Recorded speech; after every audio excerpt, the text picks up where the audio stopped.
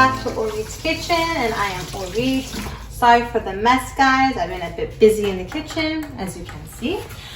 So again, you guys, thank you so much for watching my episodes. I appreciate all your subscribers and telling your friends and family about me and giving all these wonderful feedbacks.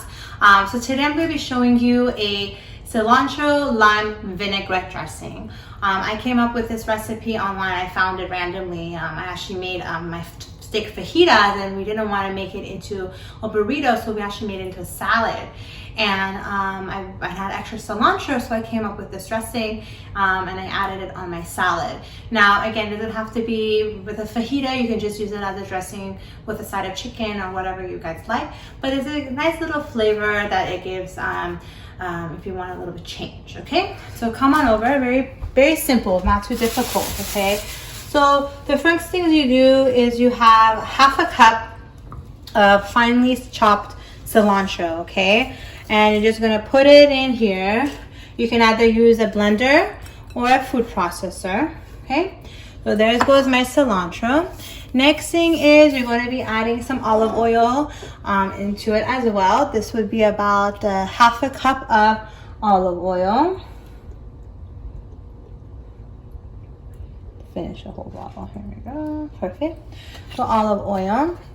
Next, we're going to be adding about 3 tablespoons of lime juice. Okay, so here's my lime.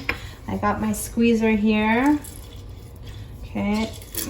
Okay, so I'm going to be doing this, guys, and I'll be back with it. I'll be adding some apple cider vinegar.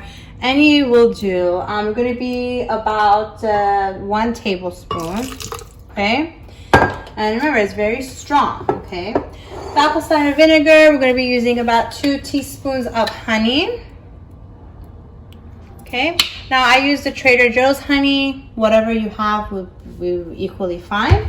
And next thing is garlic salt. So this is a new thing that I've been trying out thanks to my sister-in-law, Sippy. So this is a great little seasoning that you can add. I did get this from Costco. So you're going to need about 1 teaspoon of this. And it just smells really good, especially with the garlic. So 1 teaspoon of that. And it asks for Mexican oregano, but I'm just using regular oregano, which is totally fine as well. And half a teaspoon of that as well.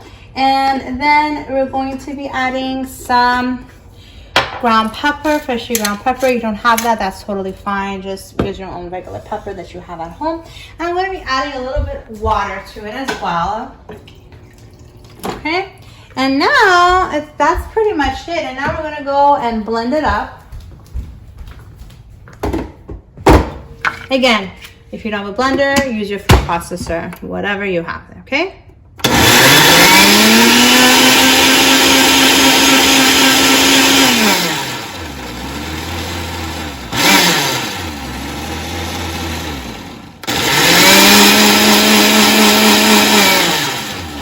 Okie dokie.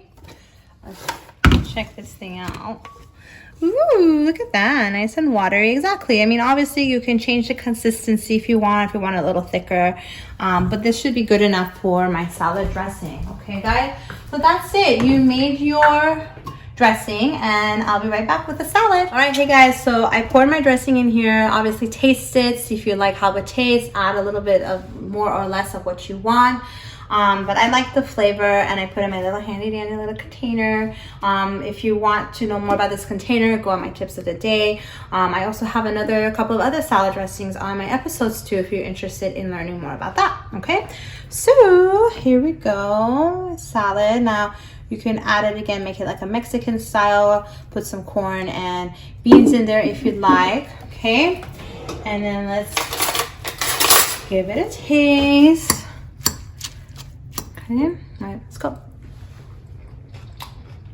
I like it. It has a little bit of a sourness and cilantro flavor, which is great for a little kick of a flavor. Now again, you can make it a little spicy. You can add some chili flakes or tapatio to it.